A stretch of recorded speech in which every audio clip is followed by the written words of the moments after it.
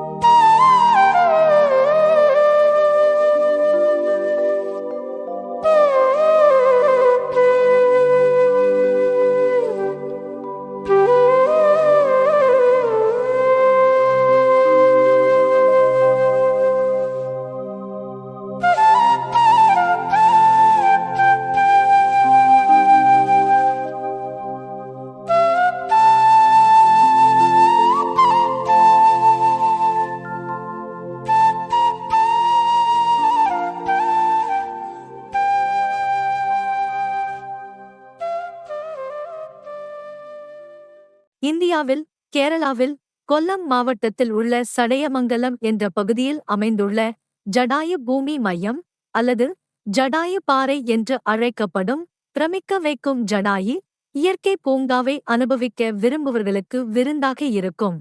பூங்காவிற்குள் நுழைந்தவுடன் 200 அடி நீளம், 150 அடி அகலம் மற்றும் 70 அடி உயரம் கொண்ட நம்ப முடியாத ஜடாயு உலகின் மிகப்பெரிய பறவை சிற்பம் உங்களை வரவேற்கும். புகழ்பெற்ற கலைஞரான ராஜீவ் அஞ்சல் இந்த தலைசிறந்த படைப்பை செதுக்கியுள்ளார். சிற்பம் 15,000 சதுர அடி பரப்பளவை கொண்டுள்ளது. ஜடாயு நேச்சர் பார்க் ஒரு தனித்துவமான பாறையில் அமைந்துள்ள இயற்கை பூங்காவாகும். மேலும் இது போட் மாதிரியின் கீழ் கேரளாவில் நிறுவப்பட்ட முதல் பொது மற்றும் தனியார் இணைந்து அமைத்த சுற்றுலா தலமாகும்.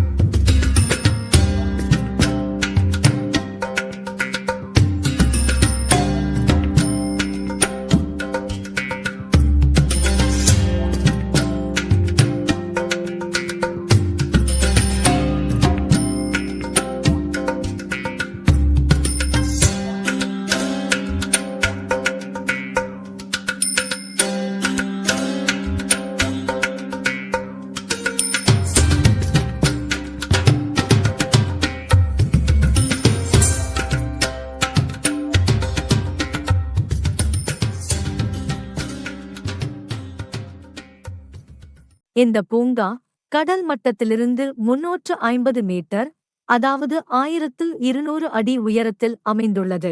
சுற்றியுள்ள பகுதியில் மிகவும் ரசிக்கக்கூடிய காட்சிகளை பார்வையாளர்களுக்கு வழங்குகிறது.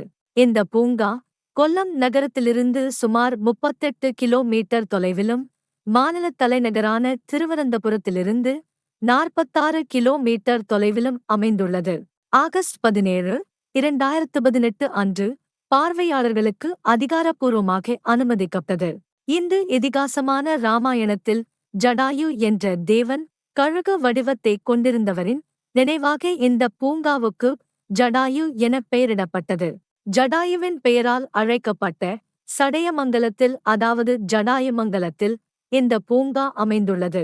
இதிகாசத்தின்படி ராவணன் சீதையை இலங்கைக்கு கடத்த முயன்றபோது ஜடாயு சீதையை மீட்க முயன்றார். ஜடாயு ராவணனுடன் வீரத்துடன் போரிட்டார். ஆனால் அவர் மிகவும் வயதானவராக இருந்ததால் ராவணன் ஜடாயுவின் சிறகுகளை வெட்டி அவரை தோற்கடித்தார். ஜடாயு சடையமங்கலத்தில் உள்ள பாறைகளில் விழுந்தார். ராமரும் லட்சுமணனும் சீதையை தேடும்போது இங்குதான் அவரை கண்டுபிடித்தனர். ஜடாயு அவர்களுக்கு ராவணனுடனான போரை தெரிவித்து ராவணன் தெற்கு நோக்கிச் சென்றதை கூறினார். ஜடாயுவின் சிற்பம் அமைந்துள்ள பூங்காவின் உச்சிக்கு செல்வது எவ்வளவு எளிது என்று நீங்கள் ஆச்சரியப்படுவீர்கள்.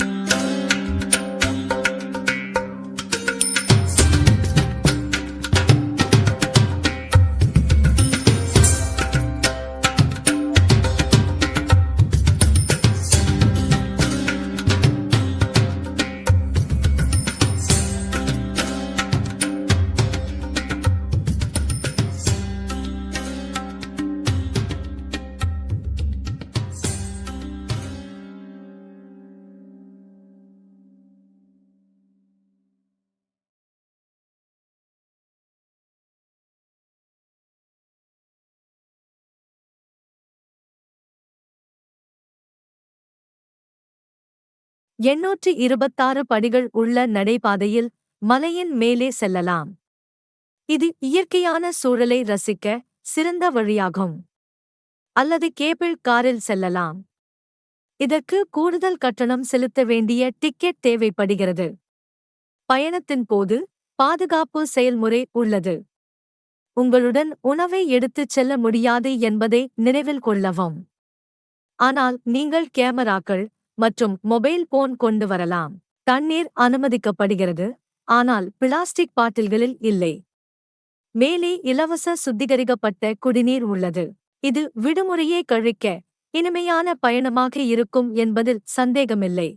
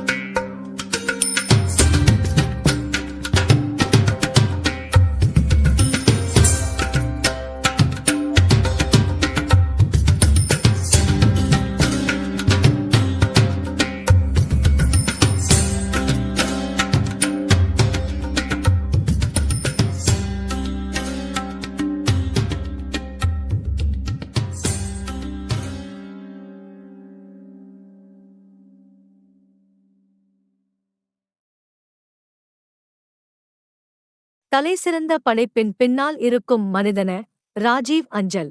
இவர் சிற்பி மற்றும் திரைப்பட இயக்குனர். ஒவ்வொரு சிறந்த கலை படைப்புக்கும் பின்னால் ஒரு ஹீரோ இருக்கிறார்.